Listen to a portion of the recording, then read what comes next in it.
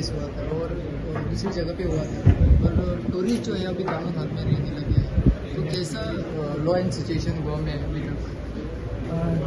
नहीं, हमारे जो कोस्टल बेल्ट है उसके अंदर में आपको पता है डे टाइम में तो पुलिस की प्रेजेंस होती है, which includes local police, tourist police and coastal police. Even during night time additional नाकाबंदी कोस्टल एरियाज में कंटिन्यूसली की जा रही है और अगर कोई इंसिडेंट आता है उसमें इमीडिएटली पुलिस एक्शन ले रही है और उसमें अप्रोप्रिएट सेक्शन में केस रजिस्टर करके अरेस्ट भी इफेक्ट कर रही है।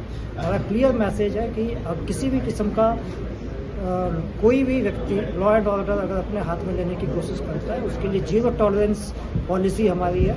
और चाहे टूरिस्ट हो या यहाँ लोकल जो लोग हैं, गोवा की जो इमेज है वो एक पीसफुल स्टेट की इमेज है, उसको ध्यान में रखते हुए सब जिम्मेदारी से यहाँ का जो यहाँ चाहे वो टूरिस्ट बाहर से आते हैं तो उनसे भी यही रिक्वेस्ट है कि इसको आनंद उठाएं यहाँ पे और किसी किस्म से डिस्टर्बेंस क्रिएट ना करें। 1-2 इंसिडेंट इधर हुए हैं पीछे जिसके ऊपर पुलिस ने इमीडिएट और सख्त एक्शन लिया।